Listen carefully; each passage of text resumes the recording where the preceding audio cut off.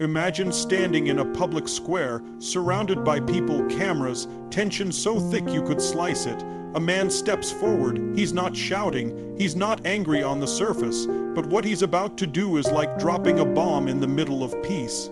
He holds up a book, not just any book, the Quran, sacred to over 1 billion people around the world, and without hesitation, he lights it on fire. The flames rise, the pages curl into ash. People around him gasp. Some scream, others just stand frozen, not knowing what to do. It's not just a book burning, it's a symbol of deep division, of unhealed wounds, of something profoundly broken inside a human soul. You can feel it in your chest. This isn't about religion. This is about rage, about rebellion, about a cry for something: attention, validation, revenge. Who knows? But then something happens, not hours later, not days later. Just moments after the fire dies down, the story starts to shift in a way no one expected. It's almost as if the universe said, okay, you've had your moment, now here comes the real lesson. What happened next left people stunned, not with outrage, but with silence, not with hate, but with a strange, undeniable sense of awe. Because this wasn't just a story about burning a book. This was about something burning deep inside that man, and how it was about to be exposed to the world. And in the ashes, something completely different began to rise. Why does someone do something so extreme? Why would a person risk public backlash, legal consequences, even their own safety, just to burn a book, especially one held sacred by millions? It's easy to label him a monster, a racist, a terrorist. But that's surface-level thinking, that's reactive. If you dig deeper, you'll find something far more familiar: pain. Because behind every act of hate, there's a wound. Behind every scream of rage, there's a whisper of suffering that's gone unheard for too long. People don't lash out because they're strong. They lash out because they feel powerless. Somewhere along the line, this man, like so many others, internalized a story. Maybe he was hurt by someone who claimed to believe in God. Maybe he was taught that they were the problem. Or maybe he just felt forgotten by life, and this was his desperate way to be seen. Tony Robbins always says, hurt people, and that's what this is. It's pain disguised as power. It's trauma wearing the mask of rebellion. The truth is, it had nothing to do with the Quran. The book was just a symbol, a target, a way for him to scream without using words. We've all been there. No, maybe we didn't burn a book, but we've all reacted in ways that didn't align with who we really are. We've all said things in anger we didn't mean. We've all blamed others when the real battle was inside us. That's what makes this story so human, because if we're brave enough to see ourselves in him, we might also be brave enough to change, and that's where the story starts to turn, not just his story, but ours. And then, something unexpected happened. The crowd didn't rush him with fists. The police didn't immediately drag him away. Instead, a man stepped forward, calm, quiet, a Muslim man, no shouting, no retaliation. Just presence, and instead of throwing anger back, he extended something this man had probably never faced in his life: compassion. He asked a simple question: why? Not with sarcasm, not with venom. Just genuine curiosity. The man who burned the Quran didn't have an answer. At first, he tried to justify it: freedom of speech, politics, all the usual defenses. But as the conversation went on, something in his voice began to change.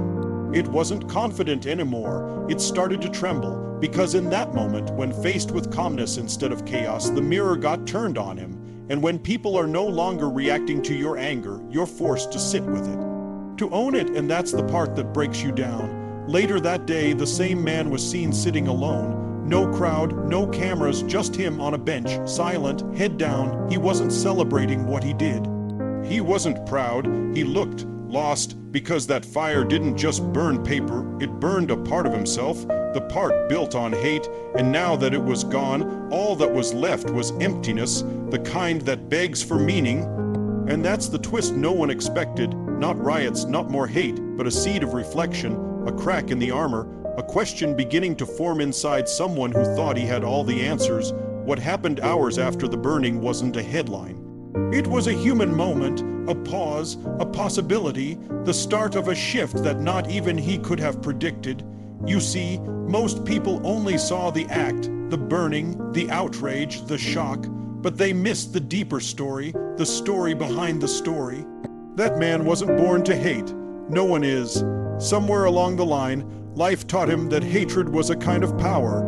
Maybe he grew up surrounded by people who feared what they didn't understand. Maybe he lost someone and needed someone to blame.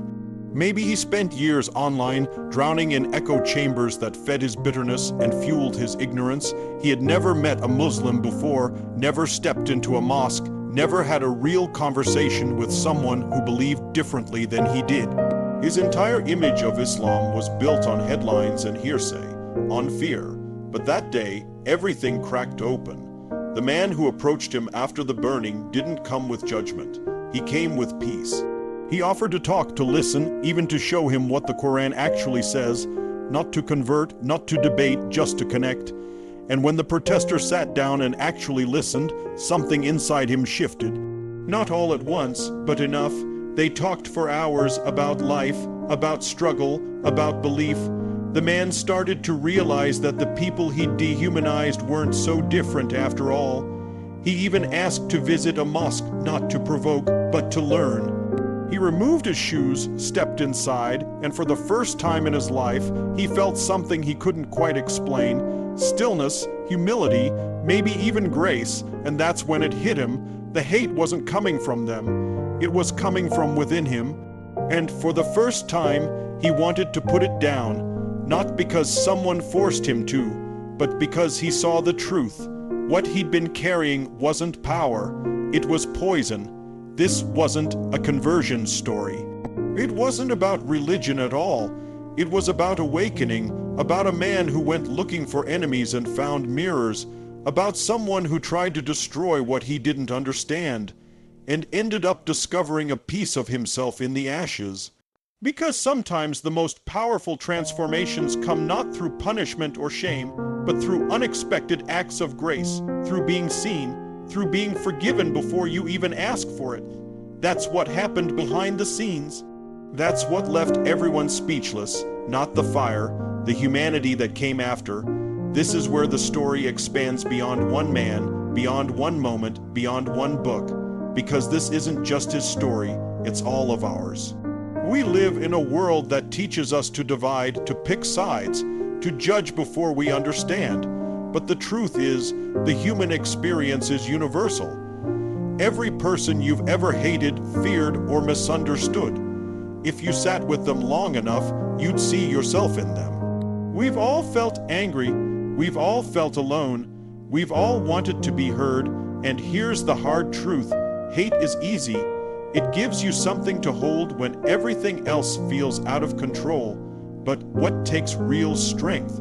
Forgiveness, curiosity, humility, the willingness to say, maybe I was wrong.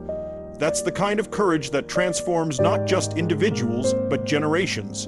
Tony Robbins always says that life happens for us, not to us. And sometimes the darkest moments are the ones that offer the greatest breakthroughs. If we're willing to look deeper, that man burning the Quran, he thought he was making a statement. What he didn't realize was that life had set him up for a transformation. And when he was met with love instead of vengeance, his script got flipped. Because here's what we don't talk about enough: the power of restraint, the power of responding, not reacting. When someone throws fire at you and you respond with dignity, with grace, that's not weakness. That's mastery. That's how we begin to rewrite the story of humanity. We all carry pain, but pain doesn't give you permission to destroy. It gives you an opportunity to heal, and healing doesn't come from dominance.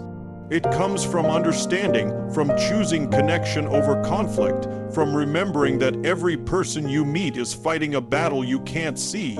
This isn't about Islam. It's not about religion. It's about the human heart. It's about the moment when someone drops their mask, lets go of their armor, and finally sees, not just the other person, but themselves, maybe for the first time. That's the universal truth. We're not here to judge each other. We're here to learn from each other, to elevate, not retaliate, to rise, not divide, because at the end of the day, the fire you throw out into the world will either consume others or consume the parts of you that no longer serve who you really are. So now, we come to the part that matters most, not what he did, not what happened next, but what you are going to do with this story, because this isn't just a viral moment or a dramatic headline. This is a mirror being held up to your life. The truth is, we all carry things we need to burn, but it's not books, it's not other people. It's our own limiting beliefs, our bitterness, our blame, our old identity that's keeping us small, angry, divided, and stuck in the same emotional loop. You don't have to set fire to anything outside of you to feel power. You need to set fire to the lies inside of you, the ones that say they're the problem, the ones that say I'm not enough, the ones that keep you chained to pain, pretending it's purpose. That's what real courage looks like. That's where transformation begins. Tony Robbins teaches that change doesn't come from information. It comes from decision. And maybe today, this story, this moment, is your opportunity to make one. To stop reacting and start reflecting. To stop pointing fingers and start raising your standard for who you are and how you live. Because hate doesn't make you strong. Ego doesn't make you whole. Retaliation doesn't make you right. What makes you powerful is your ability to respond with clarity, with love, with a level of emotional mastery that most people never even attempt. You have a choice right now to keep carrying the fire of pain or to ignite a fire of purpose. One burns you out, the other lights your path. So what do you need to release? Who do you need to forgive? What do you need to confront inside of yourself that you've been avoiding? Don't let someone else's pain turn into your story of hate. Turn it into fuel, fuel to rise, fuel to grow, fuel to be the kind of human being this world needs more of, calm in chaos, strong in love, fearless in truth.